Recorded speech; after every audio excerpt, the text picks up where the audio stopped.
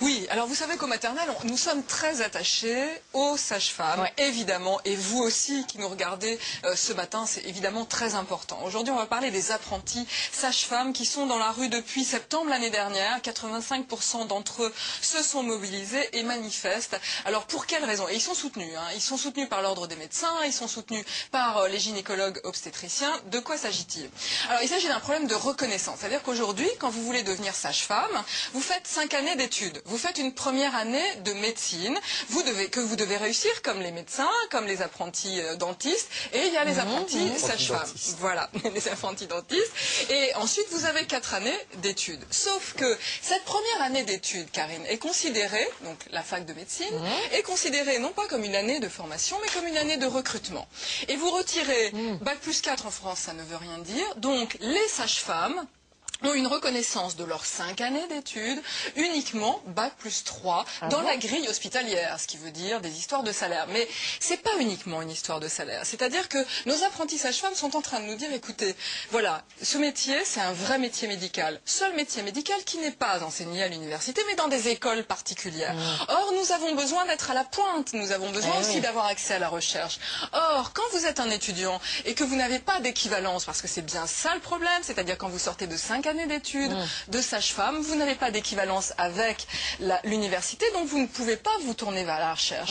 Donc quelque part, ils sont en train de dire, voilà, notre profession est en train de stagner, parce qu'on pourrait faire beaucoup mieux, proposer beaucoup mieux pour les femmes, or ça ne marche pas. C'est très important, pas uniquement parce que effectivement le diplôme n'est pas reconnu au niveau de l'Europe. Par exemple, vous imaginez, c'est-à-dire que, ben non, parce que les Bac plus 3, ça ne veut rien dire, Bac plus 4, ça ne veut rien dire non plus.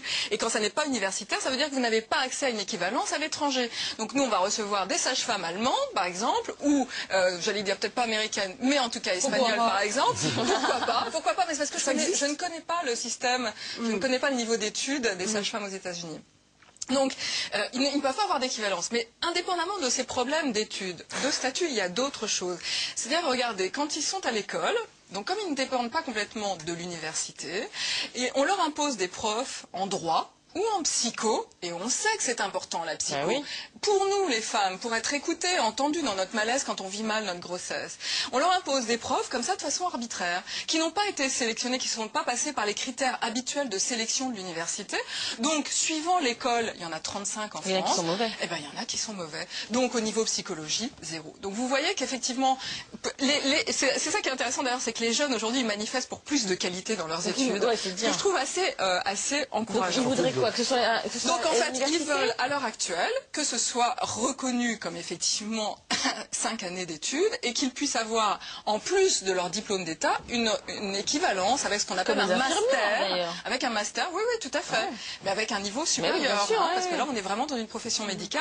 Donc aujourd'hui, le niveau de recherche, c'est un master qui peut être proposé, qui sera reconnu au niveau européen, partout, et ils pourront ainsi se former à la recherche, à l'esprit critique et une sensibilisation dès la première année. Accéder à une grille de salaire différente. Et bien sûr, une grille de salaire, évidemment, mais je voudrais pas qu'on réduise ça à un problème de salaire, parce que c'est vraiment une histoire de professionnalisation, c'est un désir d'excellence et d'être au plus près des femmes. Alors aujourd'hui, ils ont 2 ministères de tutelle, puisque tout est très bien fait. Ils ont le ministère de la Santé d'un côté, le ministère de l'Éducation de l'autre. Ils viennent de recevoir un courrier disant que apparemment tout le monde a l'air sensibilisé et sensible au problème. Donc on s'oriente vers un master d'école de sages-femmes, enfin de 2 sages-femmes. On va vous tenir au courant du côté. Nous, on peut rien faire, on ne peut pas les soutenir, il n'y a pas de pétition, de trucs comme ça. Si, je vous donne le site de l'Association nationale des étudiants sages-femmes. Ils ont besoin de l'aide des mamans. Ah bah super, nous avons besoin de... Il faut encourager ceux qui ont la vocation peut-être en plus. Oui, c'est vrai ce que vous dites. Je ne sais pas si j'ai 30 secondes, Karine. Si, 30 secondes. C'est vrai ce que vous dites parce que le problème, c'est quand vous rentrez dans une école de sage-femme, c'est comme si vous rentriez dans une école au couvent, par exemple. C'est-à-dire vous faites 5 années, et puis derrière, vous pouvez rien faire puisque vous n'avez pas la passerelle. Donc vous êtes condamné à être sage-femme, même si vous n'aimez pas... On ne peut pas changer, Voilà, même si, quelque part, vous découvrez que vous n'êtes pas bon pour ce métier. Vous voyez? C'est pas très bien. Faut tout recommencer de zéro. Exactement. Oh là là, quasiment.